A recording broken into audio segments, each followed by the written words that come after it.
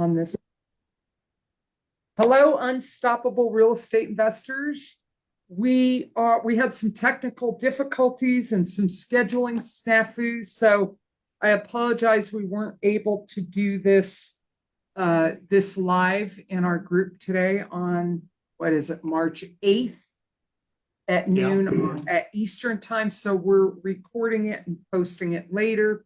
Thanks everybody for your loyalty, your interest, your engagement. And I have a special treat for you, my friend Ammon Brimhall. Ammon and I met each other through Fortune Builders and became instant friends. We completely disagree on politics, so we're not even going to talk about that. But he's an awesome human being, and he is the reason I'm having Ammon on as a guest is he is probably one of the most effective technical real estate coaches. He's very transactional. He's very good at breaking down exactly step by step the process of getting a lender, the process of writing a contract, making an offer, just a lot of the tedious details of walking his clients through exactly step by step. So you not only understand conceptually, but you understand from a very tactical and practical way how you're doing things and why you're doing them. And so you really fully understand. So you are educated and you don't stumble into difficult situations that are hard to get out of. But he's also very good at very specific kinds of investing. He's done a lot of very unique things that I want him to share about today. So my friend, my colleague, Ammon Brimhall. All right. Yeah, we need one of those tracks where the cheers come out and the clapping goes on, the fireworks go off. Thanks for having me, Rihanna. I love being here. I do love hanging out with you. It's a lot of fun. I can't figure out what to do with my bangs today. So I want them in the middle, but I'm used to pushing them to the side. So I would empathize, but I have no idea how you feel. But my heart goes to you. My bangs always go right back there. Have for decades. Frog hair covering the spot in the back, right? Well, I have to slick it back because things go over my head all the time. And so if I slick it back, then it doesn't mess my hair up as it goes over my head as I try to catch what's going on in life. You catch everything, so you don't have that problem, Yeah, I have a blanket to catch it all. So let's start with Ammon. And thank you for your patience today with the scheduling, the meeting that went over, the technology issues. I think it's just like investing, Rihanna. I mean, yeah. I don't know the single deal I've ever done. Well, that's not true. I had one deal last year that I decided was a perfect deal, like no flaws, nothing wrong, was smoother than smooth. But it's just like investing. You always just have to adjust and adapt, and that's how you make money. Yeah. So you're all good. You do. And sometimes shit happens. So just to let everybody know, my Facebook account was hacked yesterday, and there was weird, Al-Qaeda kind of stuff on story posts. It was really strange, but wow. We got it unhacked, and I think that screwed up the Zoom streaming with Facebook connection or something, but I'll look into it. Anyway, I want to start with Ammon. Like, who was Ammon pre-real estate? And like, talk about what is your background before you got into real estate, and then tell us, when did you get into real estate? And then we'll go into that journey. Yeah. So really pre-real estate, Ammon's a teenager is kind of how it works. And I left home when I was 15.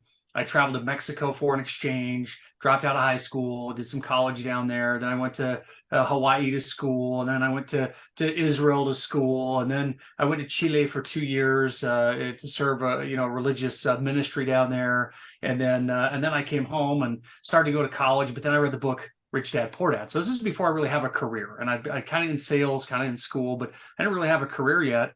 And I read the book Rich Dad Poor Dad, which does a great job at illustrating how wealth is created. It's created through businesses and investing. And it illustrates it. That book and his Cash Flow Quadrant, I think, are two great books. I don't know if I love the rest of his stuff, but those two are really, really good books. And I just thought in my early 20s, I said, well, if I'm going to be doing this for 40 years plus, why not go the business and investment route? So it sounded like fun. And so that's the direction I started down. And then I ran across the seminar company that was teaching real estate investing, and they were actually really kind of horrible.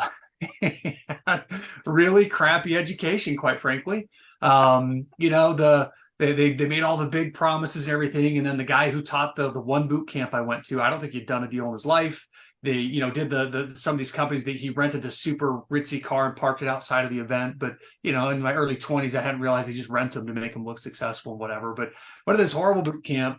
But that was enough to get to know real estate, and I've been in it ever since. I've been so it was early 20s. I don't know exactly what month it was, but I was 21, 22, 23, and I got into it from there. That's how I got started. That was kind of the way. One of the seminars that were out there, not a very good one. So then talk about your journey as a real estate investor. Yeah, so now 20 years into this industry and 15 years as an educator, looking back, I have a lot of, I think, really powerful practical advice and whatnot. But if I would go back to myself, I would still just say, good job, man. What a hell of an effort. So I got a really poor education, but there was enough information for me to realize, wait a minute, there's something here. There's something in foreclosures, there's something in flipping a house, there's something in owning a rental. And you could easily read, Rich Dad talks about real estate being awesome. So I knew there was something there, but the education was horrible. And I have no business experience. I have no money. My parents gave me an incredible work ethic, and, the idea that I'm responsible for my own life, and that,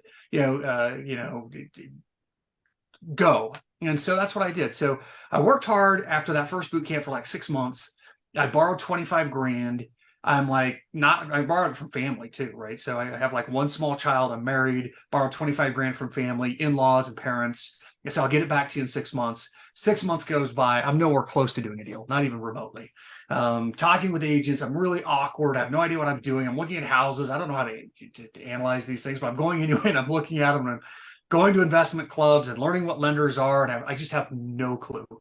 I went to one house, a guy was wholesaling it. And I showed up and said, oh, I was hoping to wholesale it, but I guess you're already wholesaling it. This was an older guy. He was so incredibly rude to me. He was just an absolute jerk. He's like, yeah, you wasted my day. And I can't even, I don't have a mean voice normally, right? Unless I'm talking politics, right? But but he just was rude, just incredibly rude. And so he just leaves and kind of left me hanging there. So anyway, after 6 months, I'm sitting there, and I'm just in front of the mirror thinking, what have I done? I'm an idiot. This is crazy. And I'm a believer in God. I do believe God helps us and guides us. And I'm just sitting there just feeling really down.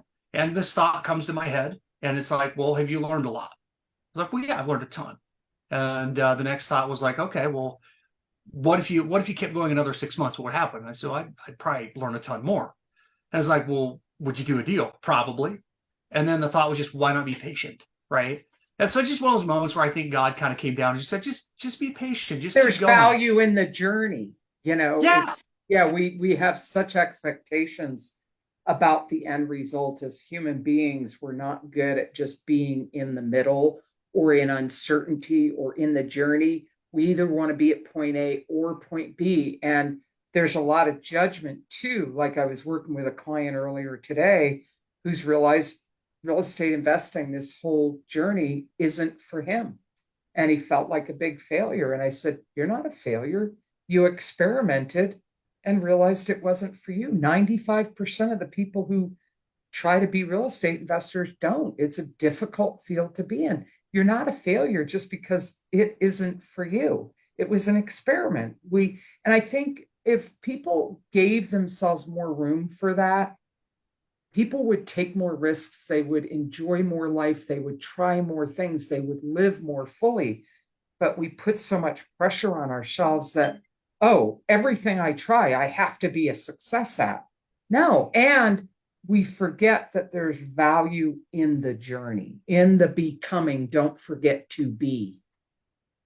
I love that. I think it's really well said. I mean, I have more to add to why I think more people fail. I think the industry itself, the education industry, creates a lot of that problem, and so. But I'll you know we can talk about that later on. But I love what you just said. It's you know, we can get rid of our pride, which you know our culture has a lot of it. We're always comparing, and we have to be richer and sexier and more powerful, and it's like no, Competition, which is all yeah, very masculine energy. And I yeah, think the world, especially Western society, is very out of balance that way. There I agree. needs to be a little less of that, and a little more cooperation, a little Yeah, more connection, a little yeah, more collaboration, yeah. No, which I love it. really Yeah. works in this field. Even though Yeah. we compete for deals, once you've gotten past that, it's really about there's a lot of cooperation and collaboration of real estate investors helping each other out, helping us each other do deals. Well, here's what's funny. I shared on your post. I kind of shared something I was going to share today, like how I talk with people in pre-foreclosure, and it's crazy, Brianna. It's crazy. I get a lot of responses, and the only reason I get a lot of responses is because the way I reach out is a connecting way. It's a let's work together situation versus a hey, I will buy your house. You're in trouble. Let me let me as a higher let me. I don't know. I'm not trying to talk them out of their house. I'm just trying to connect and lift. It's just called service, like providing a real company where you're Yeah. providing real value. That's it. I'm just connecting. And it's so funny because I'm like, my unique selling proposition is I'm just nice and authentic. And it's ridiculous that it works. I should have so much competition, but I don't. I'm like a unique message like, hi, let me help you. And then if I can't Seek to help you, maybe I'll buy the serve. house. Yeah, seek to Yeah. serve rather than Yeah. sell. And tune into WIIFM. What's in it for me? Their favorite radio station. Like there's a Yeah. lot of newer investors, those of you who are new that aren't marketing consistently, or you have a lot of fear about getting on the phone with sellers. That fear will evaporate if it's not about you anymore and you just focus on who's on the other line. It's a human being that has a situation.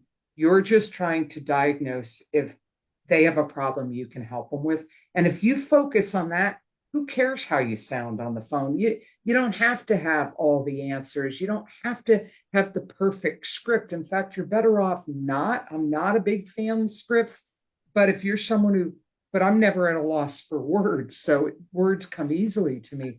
But if you're someone who doesn't always know what to say, then yeah, start with a script. But I love that. I love that. It's you're connecting with other human beings and helping them. And if you do that enough, you're going to be successful as a real estate investor.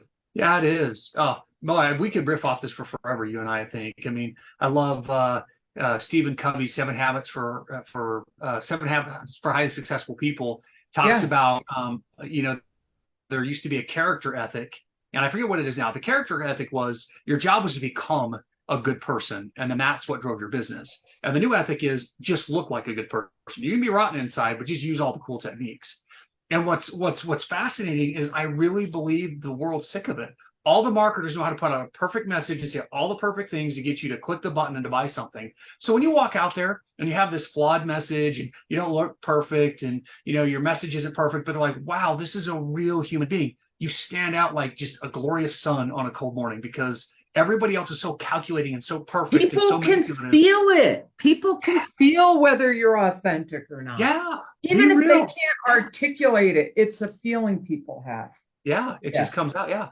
So and that's exactly. I think you're right when kind of that thought of just be patient. It's exactly right. I think in my belief system, God is a patient, loving, connected being, right? And so it's just like, hey, be patient, man. Don't lose your patience. Be consistent. You'll get there. And it was 6 months after kind of that kind of talk with myself and where I got that very first deal and I found it. I didn't have any cash, but I was like, oh, this is a real deal. I've been looking long enough. I was like, this isn't one of those jokes. This isn't like, I think it's a good deal. This is an amazing deal. Oh my gosh. Ah. So I called other investors. I said, I've got a deal. And one investor says, well, if you don't do it, I will. I said, well, just split it with me. Let's do it together. I found it. Let's split it. And he said, okay, let's do it. And so we did the deal together. And that is one way. If you want to shadow somebody and have somebody walk you through a deal, Yeah, and find it's a them who's way real to to you. feel more secure in your first couple of deals too, is like, oh, I'm not doing it alone. Yeah. Yeah. Yeah.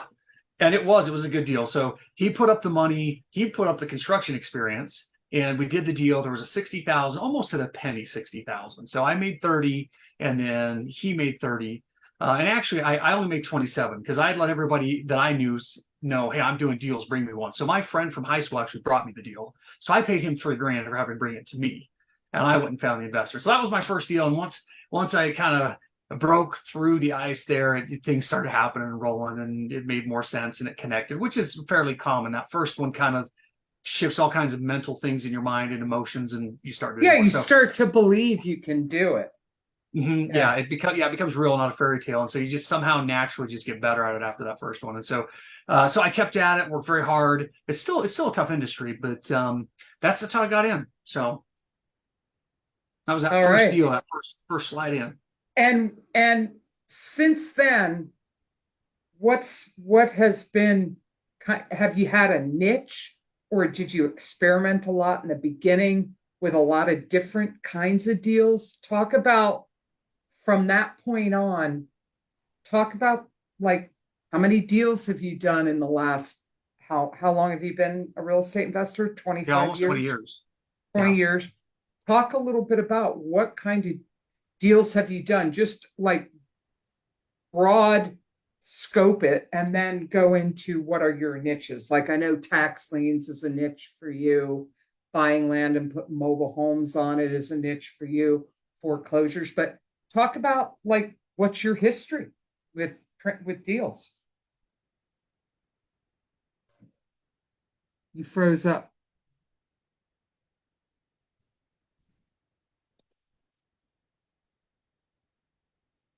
You are frozen. We'll wait for him to come back. Can't hear you or see you, Ammon. You're frozen. You might want to log out and come back. If you can, there we go. Okay, so he's coming back. Until then, I don't really have anything to say other than, you're going to learn from your experience and just take it one deal at a time. There are no perfect deals. And it's that first deal is really the hardest. It's the scariest. It's the one like, wow, but once you do it, you can believe. And then there's so many niches in this field. Find where home is for you as a real estate investor. Is it foreclosures? Is it rentals? Is it wholesaling? Is it flipping? Uh, you know, is it short-term rentals? Is it tax liens? There's so many ways you can make money and be successful as a real estate investor. So give yourself the space to experiment and try things out to find the niche and where you want to land, where you want to be. And because there, if you don't like wholesaling, you don't have to land there. You can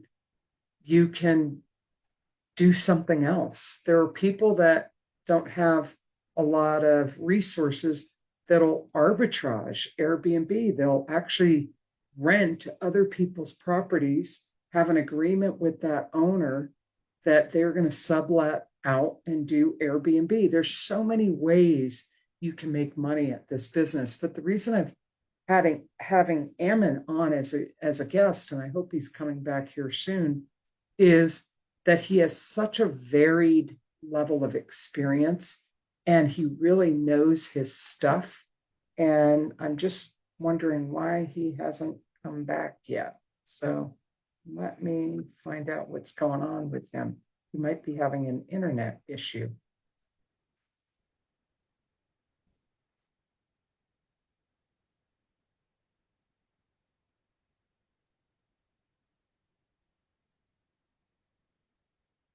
Yeah, are you having an internet issue? Yeah, just go to the Google appointment. The link's in the notes. All right. I'll see you in a minute. All right. Bye-bye.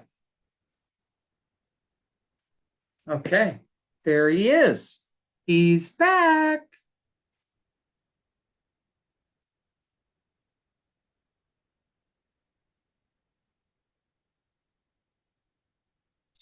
All right. Well, I We are was, just rolling with the punches today. All right, I want to say something about this.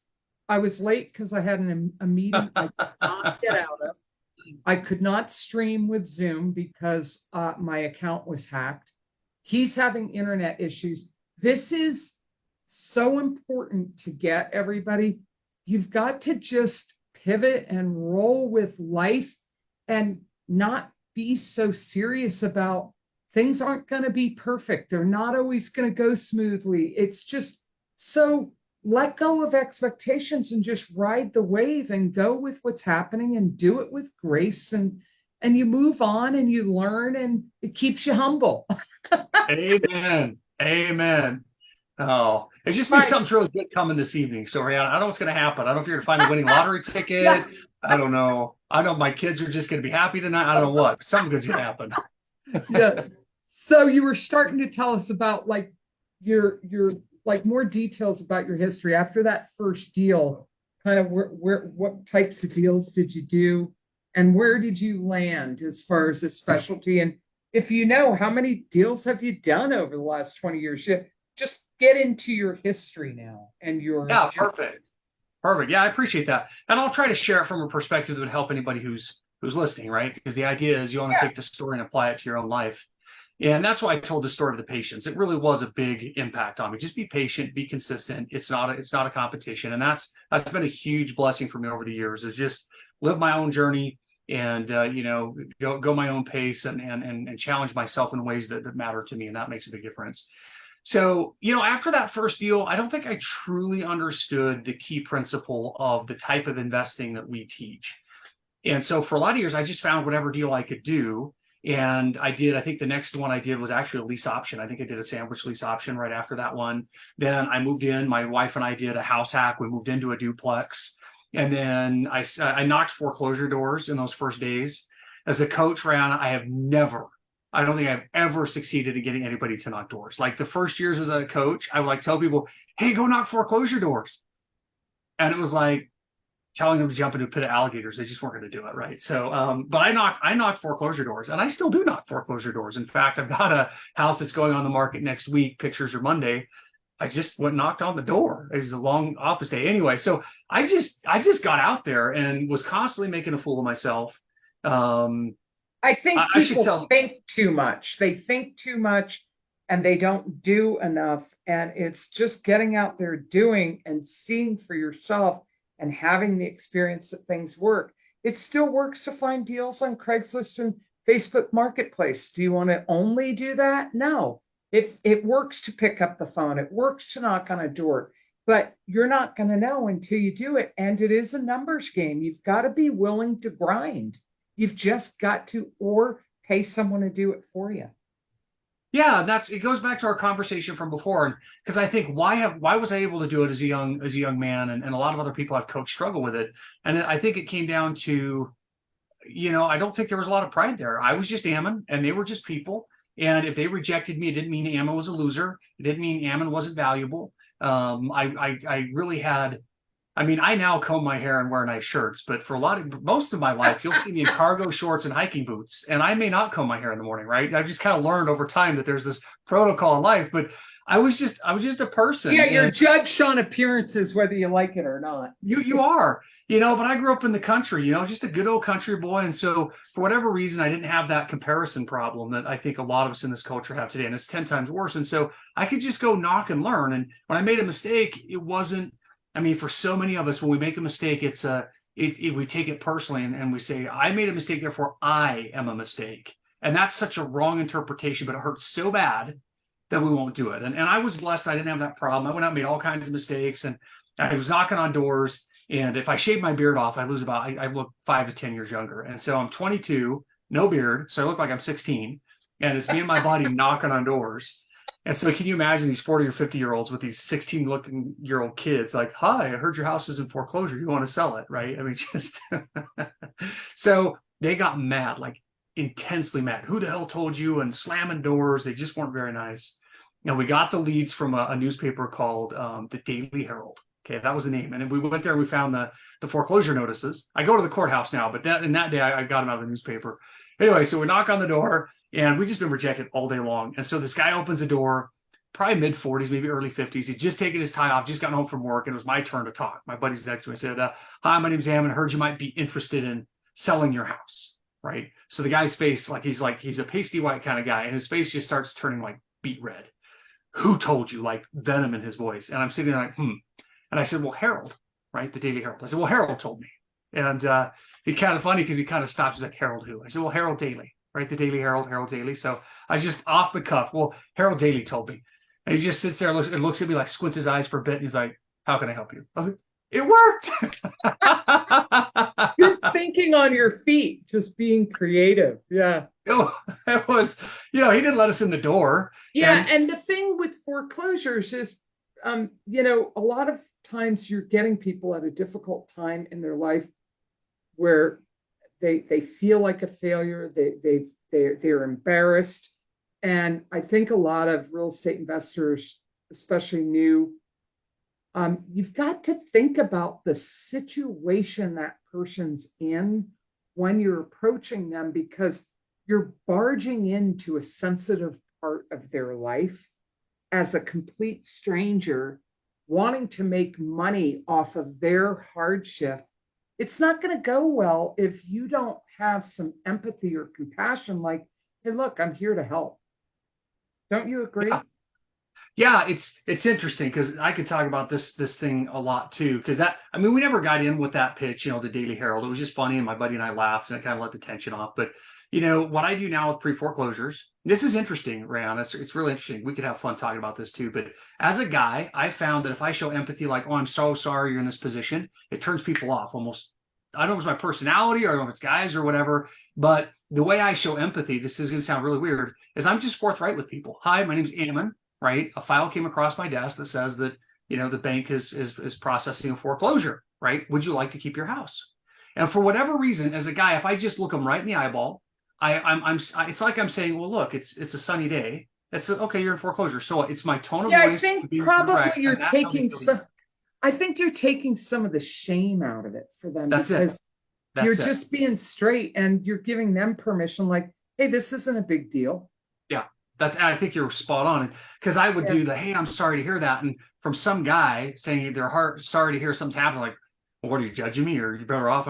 So that script's worked for me and really well. And now a lot of times when I send out my text messaging or do my marketing, I just tell people, hey, look, the bank has filed a foreclosure on your home, and we're here to help. Do you need a lender? Do you need a real estate agent? Do you need an attorney? What do you need? Can I help you get that? I have those connections. I can buy your house, but you really don't want to sell it to me. I'm your least favorite option. I am where you make the least amount of money. So can I connect you with somebody? And if you're done and don't want it, I'd love to make an offer on the house. But let's find a solution first. That's it. That's my whole message. But it's so different that from everybody else's, Right. And it does. It says, I see you as a person. I want to help you. And there's no shame in it. My tone is very straightforward. Right. It works very well for me. Yeah. Awesome. So that's a real niche for you then, isn't it? Yeah, I love pre-foreclosures. They're guaranteed. And that's what I was going to say is I did all those, as I started out, I did all these strategies. It took me a couple of years to finally truly understand that the type of investing we teach is we are finding problems in houses and people with problems with their houses, and we're solving those problems. So we need people with massive problems with their real estate. Yeah. I'm not trying to talk somebody out of their house if they don't have a problem. That was such a relief for me when I finally realized, wait a minute, it's not my job to use some tricky sales technique to talk somebody with no problems out of their house. And that's how so many trainers teach you this really cool script and say this and that. And I was like, finally one day I was like, hell no. If they don't have a problem, I'm going to tell them, you don't need me. And my life got so much better. And suddenly I started doing more deals. Well, you know why? Because that has integrity. You're operating congruent with your character, your values. You're not going against, it's really a disconnect for people when you're trying to do something that goes against your values. So I remember early on coaching at Fortune Builders, and I was coaching people before that. But I remember someone telling me the reason they didn't want to call people is they don't appreciate it when people call them, and that it was a values thing for them. It was going against the grain of a value. They didn't want to be the person that they hated hearing from. And I said, all right, well, that's different than not wanting to pick up the phone. I said, that's never going to work for you then, because it's going against a value. So let's look at another way and there's always another way. There are people that never call. They don't do any cold calling. It's all texting. There are agent outreach programs that start with an email. It's like so there are people finding excuses and saying, oh, it won't work for me because I can't do that. And then there are people that are just like, I'm going to find a way. And what I like about your story is you find a way. So keep telling us your way. No, again, you just add so much good stuff to it, and you're so right. Another amen there, and it is a values thing. I used to sit down at church with a guy. I'd always get there, and he'd turn around, he'd look at me. So, who have you ripped off today? That's what he'd say, because I would go to foreclosure situations, right? And he just hated businesses, right? He felt business really ripped people off, and I loved him. He was a good guy. I consider him a friend. He was he was an older gentleman and whatnot, but it's just true. Giving you a hard time about it. He really meant it, but I loved him anyway. But and for me, it is a values thing. When I went out there and I go to help people, it's true. If they don't need me to buy their house, I do not try to talk them out of it. And that one revelation just totally altered my whole business. You're leaving breadcrumbs of goodwill behind too. Yeah. That you get to sleep at night. You get to, it's good karma. You end up in heaven. Whatever your beliefs are is, you feel good about what you're doing when you do that. There are two ways to get rich. And I really believe that lying jerks can get rich. I mean, you can make a ton of money getting really good and clever and talking people out of their homes. You really can. You can get really wealthy. You can find really crappy deals and sell them to naive new investors, and you can get a 5,000-10,000 wholesale, and there's always a new group of investors, and you can wholesale crap to people. I mean, you can get really rich that way. But what happens is you're always looking for a new group of victims, and then there's the other way you get rich, which is you build trust. And the agents get to know that you're an investor, but that you make honest and sincere offers, and they're not afraid of your lowball offers because they know you're trying to solve a problem, whether it has a foundation issue or has a tenant issue. They're like, hey, Ammon's going to lowball it, but we know why he does it. He does it in good faith. We get where he's coming from. And what happens is the agents start working with you, the title companies start working with you, the attorneys start working with you.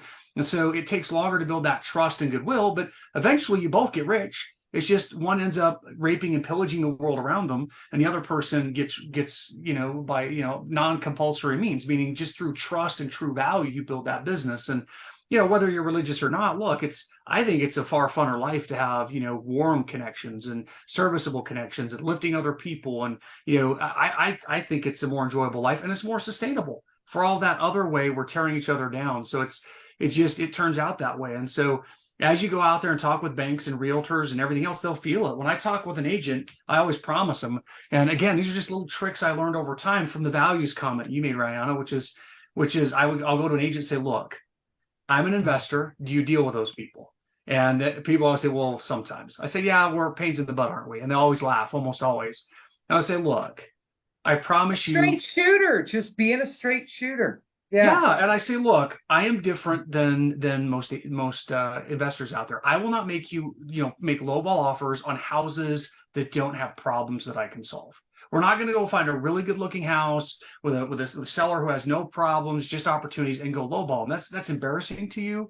It's an insult to the owner. There's no reason for me to do that. I'm not going to pull any tricks. So if the house has a foundation problem, I'm going to make a low offer.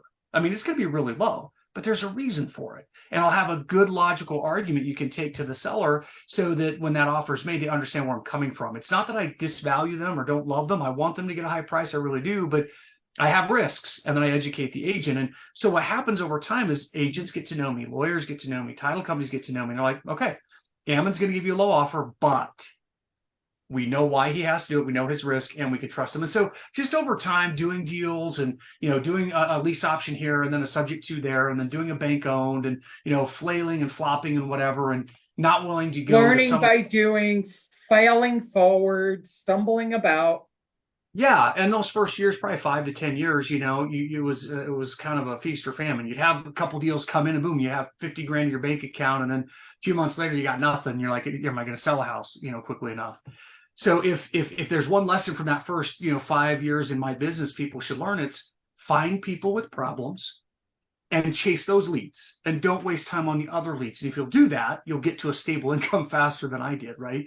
But it's just, I was young and didn't have a lot of experience, and so I had to gain that. But What have anyway, so been that got me going. And then right about that Yeah. 5 year mark, I ran across coaching by accident. Just I won't go into that story, but I just ran across it by accident, and I started coaching as I was doing real estate. So it kind of became a dual income kind of a life, and I loved it. And I never saw myself as an educator. I never saw myself as a coach or a speaker. Had never been in my set of goals. But I just ended up naturally being very good at it. So the first company I was in, they, just without even trying, just rose to the top of their coaching staff in terms of pay as well as responsibility. Students I was assigned to, worked with them for a number of years. As I continued to grow my flipping business, I was mostly flipping. I had a couple of rentals, and did a wholesale here and there. It's kind of a combination of flipping and wholesaling, which I recommend. Anybody getting started or going, you should have it. They really work well together, because fact is, when you're new and young, you can only really do 3 rehabs at a time anyway. You're just overwhelmed in terms of money and time and brain space and your team. Once you have about 3, most of you, if you're younger, that you're going to struggle. There are a few that have executive Not experience. 3 all at once when you're new, 3 total done. Well, let's say you've done a couple and you're starting to get more. 3 on your plate at one time is about all a newer person can handle. At that time, and you're trying to get that all balanced out. Well, as your teams grow and you start being able to do more, you can do more flips, but you can wholesale while you're flipping. So a good combination is really a healthy way to make a lot of money. So that's what I was doing. I was flipping, I was wholesaling some, and I was coaching, and that's really where I stayed, and that's kind of where I am today. I have 5 kids. Part of the reason I got into real estate was to be able to have time to raise them. So I haven't gotten into commercial. Commercial is where you can make a ton of money. But be careful, don't jump too soon. A lot of people try to jump to commercial fast, and that's a big mistake. Stay consistent. So I buy, fix, and flip single family homes. Mostly pre-foreclosures is the place I do most of my business. A lot of creative financing, probates, I do those kinds of things. And so I got into coaching, and then I got in with a Fortune 500 company. I ran their webinar teams, created curriculum, and just kind of did these things in tandem.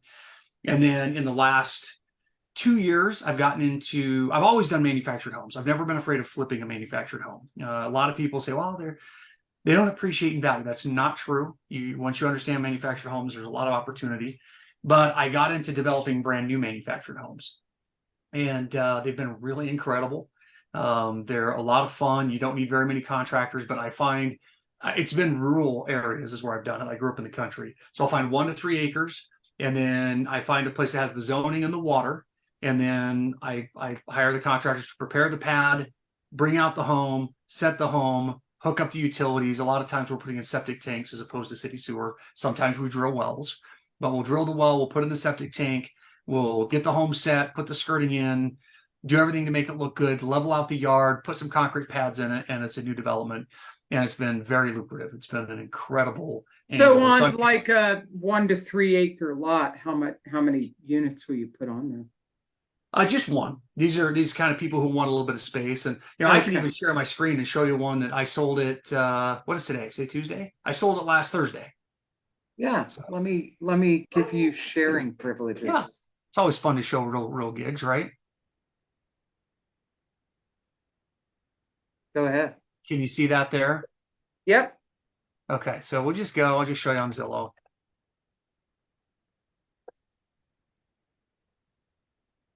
This is my last one we just sold. Oh, no, that's my foreclosure I'm working on. There we go.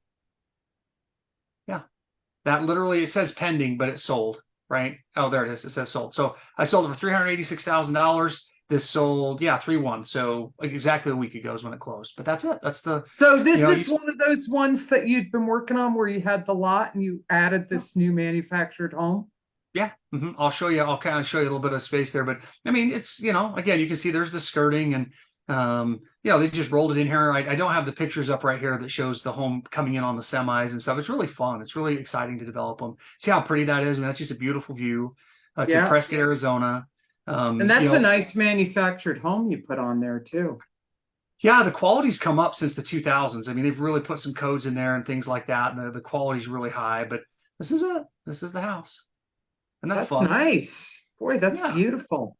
Yeah. And I would say this is one of my lower quality manufacturers. This is a Schulte. I have a Champion product we put out that's really good. But all of them are good products. But you just learn about the different manufacturers and the quality and whatnot. And let's see if I can show you. I'll just touch you through. Nice. It's fun. Let me show you the acreage here because, like you're saying here. All right. So this is the acreage, right? So this is kind of out in the middle of nowhere. I mean, it's not nowhere. You have Prescott here. But again, people love these little 1 to 2 acre parcels. They want to retire. A lot of retirees that I sell to, they want to retire and have a little bit of space, hear the coyotes at night, the quail during the day. And so if you come in here, that's my 2 acres. I mean, it doesn't show the house on it here, but it's roughly right from here up to about there. It's about 2 acres. The home sits right in the middle of it. Google hasn't updated it. But yeah, beautiful little home, state land right here. It's gorgeous. And this is a good chance to share raw land. I've started doing a lot of raw land too. It kind of was combined. These pictures haven't been updated here either, but last year I bought 12 acres. If you follow this line here, all the way across here and up here, I bought these 12 acres. I bought the 12 acres for 100 grand. I hired a surveyor to split them out, and I ended up with 5 lots. That's what my zoning allowed for me to do in this county. And the total value of all the lots is about $230,000. So you're just going to turn around and sell land? I could have. What I did is I sold off 3 lots, and I got all my money back plus like 30,000 profit. And then these 2 lots up here, which you again, the Google Doc pictures aren't updated, but there's a home here and there's a home here. I went in and put manufactured homes on, and these were my first 2 manufactured homes, and we made about 100,000 profit per home. So it was, wow, really you awesome. did about 230 profit on a 100K investment. Good for you. Yeah. Oh, it was That's awesome. awesome. Yeah. And I did That other is land deals awesome. too, in the same area where I bought it, just did a little bit of a survey and sold the land. And so, I mean, I can talk about all this stuff as much as you want, but that's what I'm doing now is with the market shifting a little bit. I'm still doing manufactured homes. I'm playing with some single wides now to kind of get the affordability up. I'm doing some single wides, and still I have a double wide, another one under production now, and then doing pre-foreclosures where I take over existing payments subject to. So, so in any case, you also do tax liens, and I'd love to have you come back sometime where instead of podcast style, we actually have you come on the podcast and actually do a presentation on something, like do an education on something, because I know you love doing that. I'd love to. We pick a topic and we have you come back, and the podcast is more you teaching on that topic. Yeah, and I'm glad you said it. I should say this. If there's anything in the residential world that you can think of other than like brand new stick builts or Airbnb, outside of those 2 strategies, if there's anything in the residential world you've ever heard of, I know how it works intimately, right? I've been in this long enough and around the strategies long enough. I'm very good at them. But yeah, tax liens. My mom was going to buy a car, and she buys everything all cash. But this was back when rates were 0. This is like years ago. I said, Mom, why are you paying cash for that car? She's like, what are you talking about? It's a 0% loan, Mom. Get the loan. Well, that's dumb. Why would I do that? I have the cash. I'm like, Mom, it's a 0% loan. Get a loan on the car and let's go buy some tax liens. Right. So I don't know how I did this. I convinced her to buy the car on the loan. So she does it. So we go out and I teach her how to buy tax liens. And tax liens are incredible, especially if you're in your late 50s or 60s, and let's say you have a nest egg of 400,000 and you just don't want to risk it. You're like one of these risk averse people. You're like, I just can't do a flip because I don't want to lose it. Okay, cool. Tax liens are awesome because you can go out and make 15 to 25%. And if you're making 20% on 400 grand, you're making 80,000 a year. Right. That means, 400 grand, if you're eating out the cash, you're not going to last very long into your retirement, right, with your Social Security. But if you're making 80 grand a year on 400,000, you can make that last for, decades. Anyway, so she's like, okay, let's do this. So we go buy some Arizona tax liens, which they're different in different areas. Tax liens and deeds, different states have different rules. But anyway, she goes out, she makes 16% on these tax liens, right?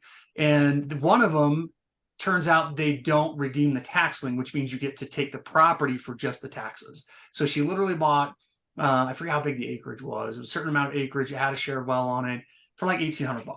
Like she got the whole lot for $1,800 with some attorney's fees to finish the foreclosure. She's into like $4,000. So I turned around and helped her sell it on a note for $32,000. So think of that. Her car cost like brand new. It's fun. It's the first time my mom ever bought a brand new car, but it was like a $22,000 purchase. So I got her to do tax liens, and she made 16% on the 22, plus she made about 25,000 profit on the lot. So she actually more than paid for her car out of the tax lien. So it's a fun story.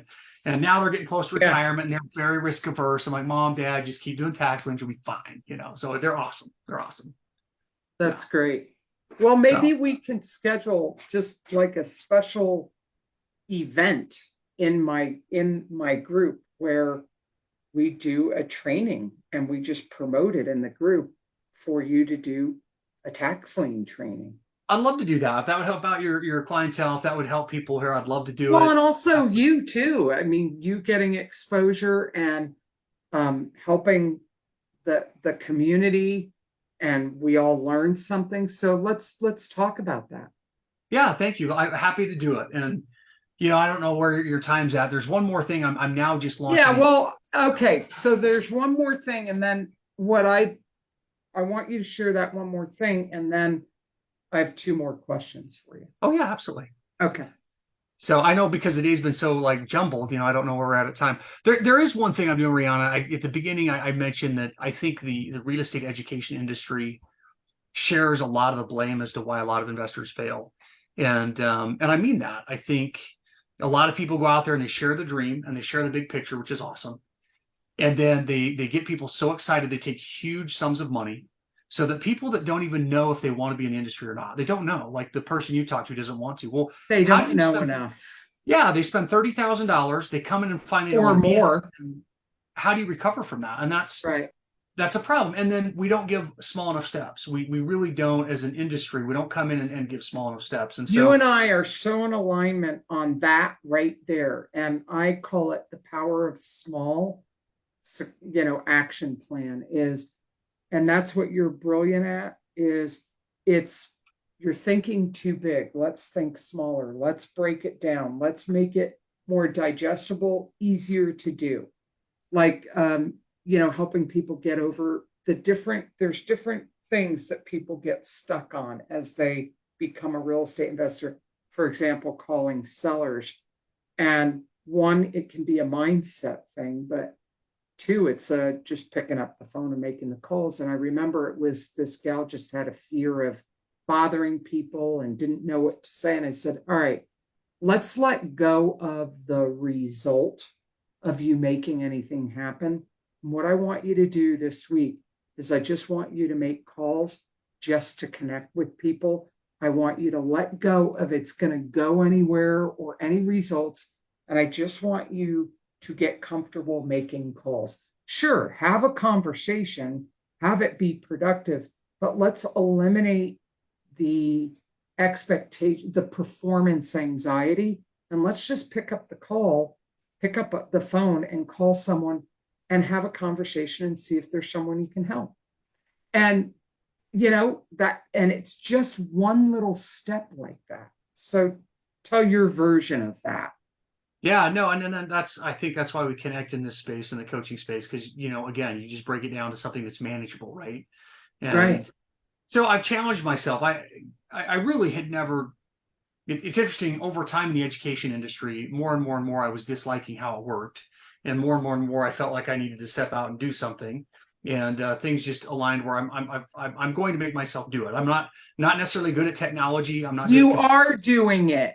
I am already doing it. I am already doing it, and I'm literally going to attempt to change the architecture. And I was on a phone call yesterday, Rihanna, with somebody who thinks I'm a nut. They're like, Ammon, there's no way you should start an affordable product. Why don't go after the rich people? I'm like, okay, maybe one day. But the point is, but that's not who you want to serve. You want to serve the other people. And there's more of them. I started in my 20s with a company that gave me a very bad education, and they got my dreams going because I read a good book, and they took advantage of me, took a ton of money. And then because I was tenacious and I never gave up, I made it, right? But so many people aren't like that. A lot of people in their 40s and 50s, and they spend 30 or 40 grand, and then they're looking at bankruptcy and divorce and these horrible things. And yet it's such a great industry. And so, yeah, I want to re-architecture. I am doing it, and you're exactly right. And so that's one of my big projects now. Is there literally is going to be, and it's already formed. I'm actually going to do I call it a creators club. My wife says that sounds like a grade school project, but oh well, we'll get the wording right later. But the point is, I'm literally bringing people on to create two spaces. Number one, where people come in and instead of getting what will sell, they get what they need.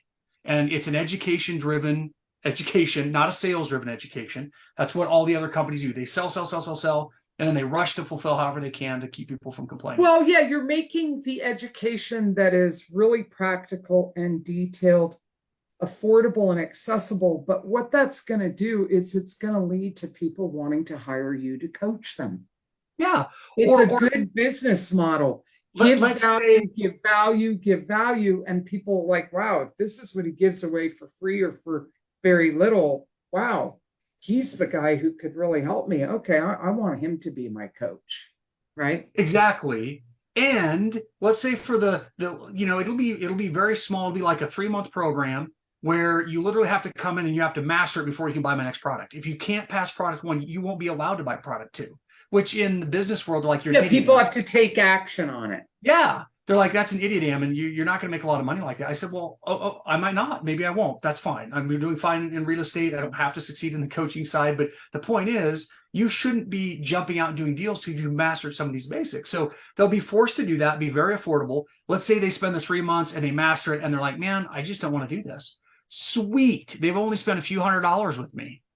Great. You can try it without going bankrupt. The next level will be another kind of beginner level, where they'll get through that. And in about 6 months, then you can buy my flipping packages and my tax lien packages, because there's just a core set of basics that the big companies don't teach. If you don't know, you're going to struggle. Well, it's going to be very affordable. It'll be very handheld, very small steps. And when you master it, you get to month 6. Okay, fine. Now you can buy a flipping package or a cash flow package or a tax lien package. Why? Because now you know how to run comps. You know how to fill out a contract. You know how to open escrow. All these things that the other companies just jump over and say, start marketing. Start marketing now. It's like telling a soldier, look, go find the enemy before you've given him his weapon and his camo. Go find the enemy. Yeah. It's not a good idea. You're going to die. Don't do that. So don't market till you have the basics. Anyway, so it's already rolling. It's already going. And I'm starting with phase 1. I'm not going to have an advanced package until I finish phase 1 and phase 2. And so it's probably going to be, 6 months to a year before I have an advanced package. But, I'm creating a creators club. There'll be a certain limit, and I want people giving me feedback. There'll be diagnostic tests. Then there'll be education. Then you actually have to pass a test to go to the next level. So you can't skip. Now, if you're good enough, you can test out of it. That's fine. But I'm excited about it because it's gonna let people experiment and do it. It's gonna raise the bar too, and have something that is needed in the space. So let me ask you this, and then we'll wrap up here. When you look at your whole 20 years as a real estate investor, what's been the biggest challenge? Personal growth. We talked about values. Don't abandon your values to be successful in real estate. You have to keep your values and be successful. And so when you run across something that says, well, that business practice doesn't match my values, you got to get creative. Well, forcing myself to keep my values, overcoming, self-doubt, right. The scripture says, love thy neighbor as thyself. A lot of people miss out that you have to love yourself if that's going to be effective. If you hate yourself, then please don't follow that scripture, right? Don't love thy neighbor as thyself if you hate yourself. It's just a bad idea. So you have to love yourself first. And so it's been the internal struggles, learning how to sell, learning how to love myself, learning how to, in obviously healthy, constructive ways, keep making sure I keep my values and work through some of the really dishonest sales trainings that are out there. And so just personal growth was the hardest, but it's also the most rewarding. So then the last question for me for you is, if you were to jump up on a rooftop and had a captive audience and you could give the most impactful advice that they would heed and that they would like do something with, what would that advice be? Yeah. Sorry, I've been doing all kinds of scripture on you today, so hopefully people aren't offended by that. But There's an Old Testament scripture where there's a prophet who's on the mountain, and it says the firestorm came and the Lord was in the fire, and the wind came and the Lord was in the wind, and then came a still small voice, and the Lord was in the still small voice. And I think that is the message I would shout. It's not the normal exciting message of find your truth and be a millionaire in a week, but it's very simple, right? Discipline, humility, patience. If you want to have a good time, be entertained, great. Then all the other coaches that are rah and you can do it now and go so big that you're a millionaire tomorrow and fine. Go with that. Go with the fires, go with the whirlwind. But if you want the kind of success where you have a really stable family relationship, you're going to have a really stable community relationship, and you're going to grow like wealth that's going to stay around, that's going to get bigger and bigger and be truly generational, then you got to listen to that still small voice. And it just goes back to what my grandpa's grandpa taught, right? Discipline, humility, and focus, right? Patience and being willing to do the work. Yeah. Being willing to just do the work. And that's where the discipline comes in, right? Yeah. You don't get a healthy body unless you go to the gym, right? And eat right. And that's just discipline. There's no secrets. Same with the real estate. There are no secrets. You just have to have the discipline. And again, if I create the small steps for people, then the discipline should be easy to do. It's just a matter of doing it. So anyway, that's what I would shout. All right. Well, this has been awesome. Thanks for rolling with the punches on all the little challenges that were thrown at us today. And thanks for sharing your experience. And I love your passion and enthusiasm for this and life in general. And I look forward to getting into some of your material that you're giving me a first peek to, and also just seeing what you develop and what you add to the space. I think there is a niche there that isn't served that you will serve well.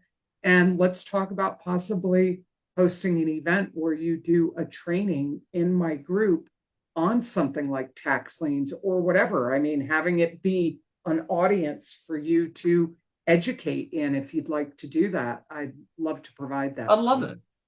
Okay. Well, thank you, Rihanna. Yeah, no, I've had a blast. You're very welcome from my side. I always love hanging out with you. As far as a topic, if they want manufactured homes, I'm happy to share that. If they want tax liens, I'm happy to share that. If they want pre-foreclosures, whatever it is that would be a blessing to them, happy to do that. But yeah, you're welcome, and thank you. I always have a blast being here.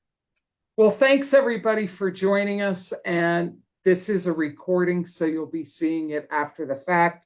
But thanks again for being loyal followers of the podcast. We do this podcast live when we're able every Wednesday at noon Eastern. We also meet on Monday evenings at 6 with my pal Rufus Thibodeau for Mindset and Marketing Mondays, and then at noon on Fridays for Member Spotlight podcast for just the up and comings and where they're at in their journey and coaching them along in that process. And now you've given me the idea of starting to host experts to schedule very specific training events into the group, because like you, I just want to help people and give them value and give them access to resources that help them succeed. So I think we're on to something here. Amen. All right. Well, thanks everybody for joining us. That's Ammon and Rihanna over and out for this podcast.